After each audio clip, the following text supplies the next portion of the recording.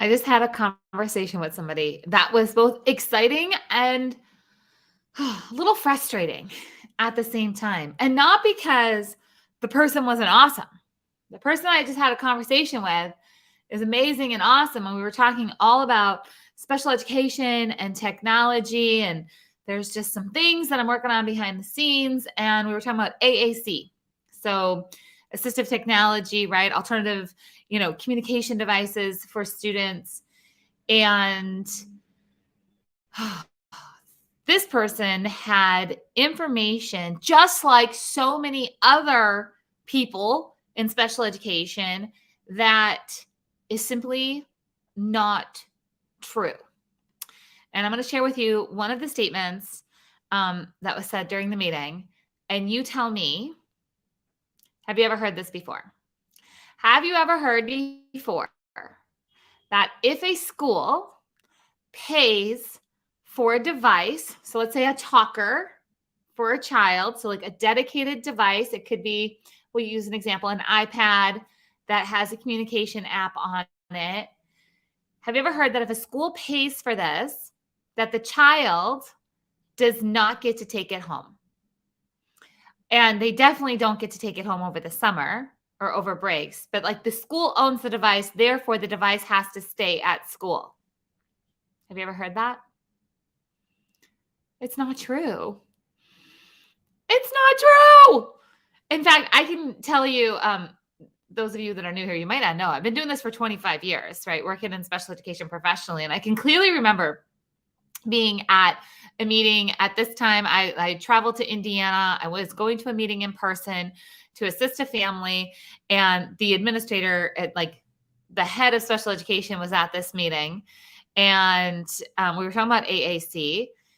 And they were trying to say this as a school, like, sorry, we can't let her have the device because we paid for the device. Therefore, it has to stay on school grounds. And I said, actually, and I pick up my phone and I do a little quick Google because you don't have to memorize the law. You just have to know where to look.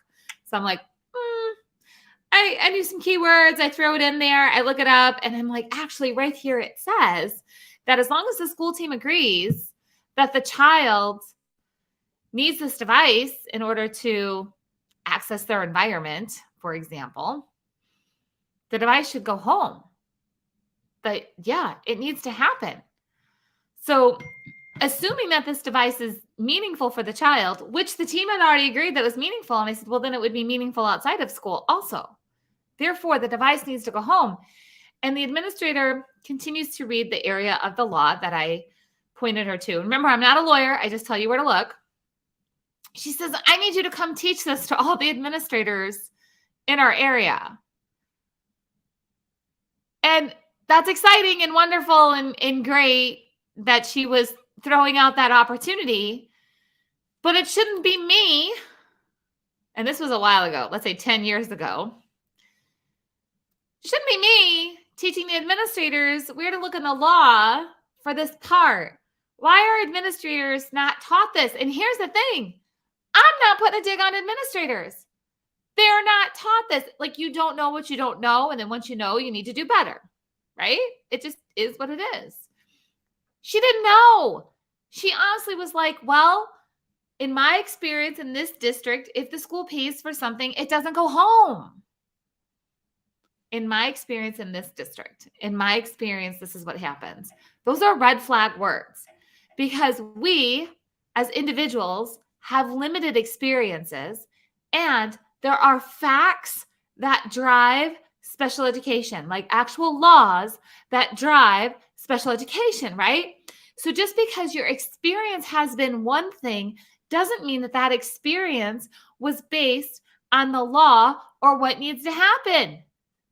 And I know this because I was a classroom teacher, and there are things that I could absolutely tell you. In my experience, special education teachers do not receive curriculum or materials to support their students' IEPs, nor does the district need to provide it. In my experience, is that correct? No, that's not a correct thing.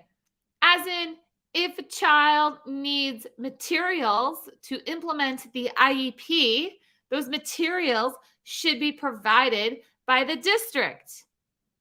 1,000,000 gazillion %. But I can tell you in my experience, that's not what happened.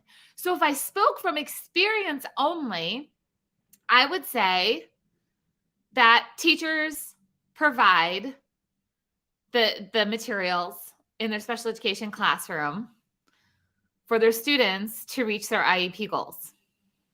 In my experience, is that how it should be? No.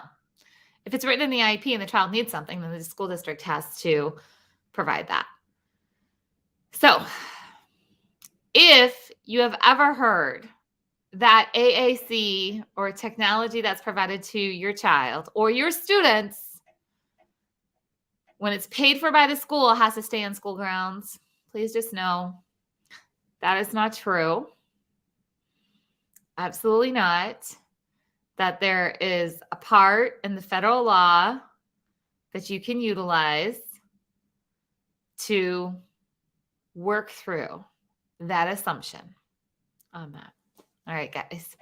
I will talk to you next time. Don't forget, as always, there are a ton of freebies and things for you over at masteriepcoach.com. Go get the free weekly training. Go get the checklists. Go find out how to become a master IEP coach. It's all over there, masteriepcoach.com. And always double check the facts. I'll talk to you guys soon.